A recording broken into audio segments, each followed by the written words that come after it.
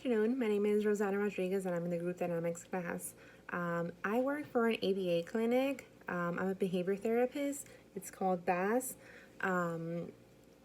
For my group leading assignment, what I initially proposed was creating a support group for parents that bring their children to ABA therapy.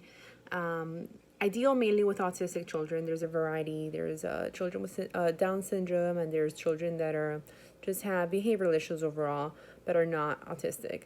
But mainly for the parents of autistic children, I thought it would be a great idea to create a support network in which they would be able to come together, especially the fairly new parents come together with the older parents. And what I mean by this is parents that have been bringing their children to ABA therapy for a longer time, and kind of just support each other, create an environment where parents have somebody to ask questions to relate to, and not just about ABA therapy, but how is home life? What are some of the parent training tips that they've received over time, and what feedback can they bring in and help parents? I felt that for parents that are new to ABA therapy, it can be frustrating, some of the terms that we use.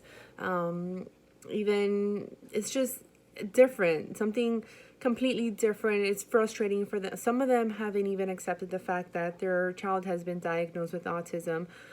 They think it's something they're going to grow out of. So for parents that have been taking their children to ABA therapy for a longer time, I felt that would be of great wisdom to the most recent parents. What deferred initially from my group proposal was that I proposed this to my director of the clinic, and she was all for it. She was very supportive, and I was all in for it until I realized, well, if parents ask me any questions, since I'm still fairly new to the field and I've never led a group discussion, I don't want to seem like I don't know what I'm saying. So when I turned in my proposal for the group leading exercise, I didn't mention that I would ask my supervisor. So that's one of the things that changed. I approached my immediate supervisor, who is a behavior analyst. She is the one that designs the programs for the children. I asked her to co-lead with me. At first, she was a little hesitant. I explained to her what I had in mind, and she was all for it. We met at our local Starbucks, which is literally about a block away from the ABA clinic. We scheduled it 2 consecutive Mondays, and we realized that's too close in time. So we're actually going to continue leading it, and we're going to change it to every first Monday of the month. We meet at 8 o'clock, and then the parents drop off their kids. So my director was actually very nice and decided to open BAS for the parents that are willing to participate. BAS is the name of my clinic. At 8 o'clock, for the parents that are willing to participate, there's a number of technicians that are willing to come in early. So between 8 and 9, the kids don't, because the insurance won't pay for it necessarily, they are not receiving therapy, but it's more of a social time for them. It's a time for them to pair, as we call it, with the technicians. So kind of just play, get to know each other, engage the children, which is very important instead of just, at 9 o'clock, we're working. So parents drop off their kids at 8 o'clock, and then we meet from 8 to about 8:45. So we have about 15 minutes to get to work. The parents then go off to either their jobs or proceed their regular schedules.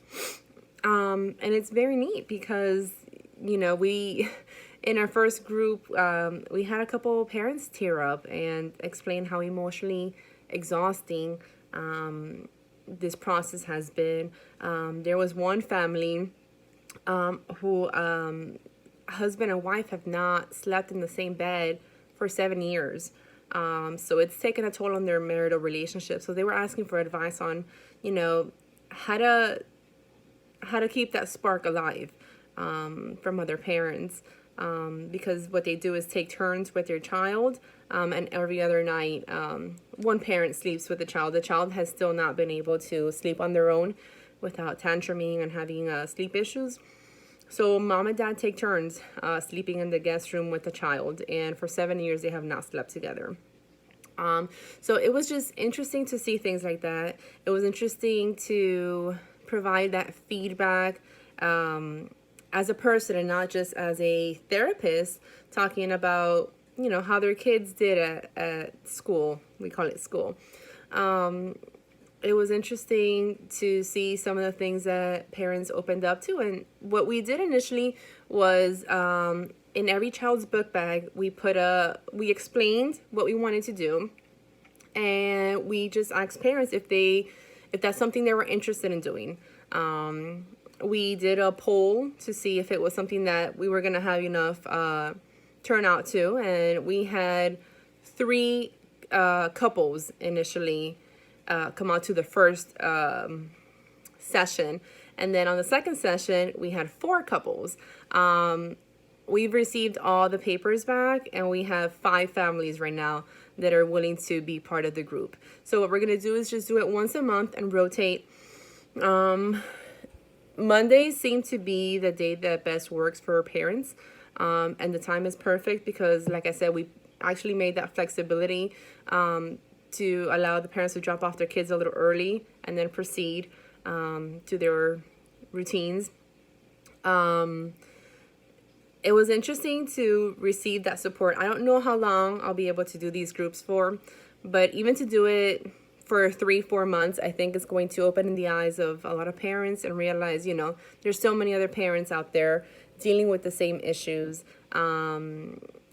One family, my supervisor even recommended personal counseling to the family that the parents had not slept together in 7 years. And they had actually, the father is Haitian.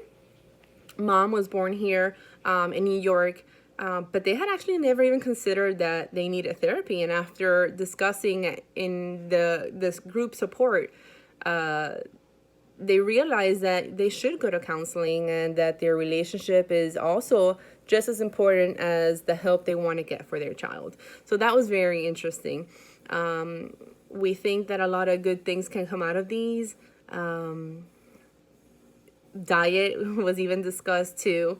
Proper diet, exercise, keeping the kids busy, for the high functioning children, creating that routine, that organization. One mom didn't even realize how important that was. So it was just interesting to see everything that came up in just 2 meetings. So we're very excited to do this for a few more months. And I definitely learned a lot about groups.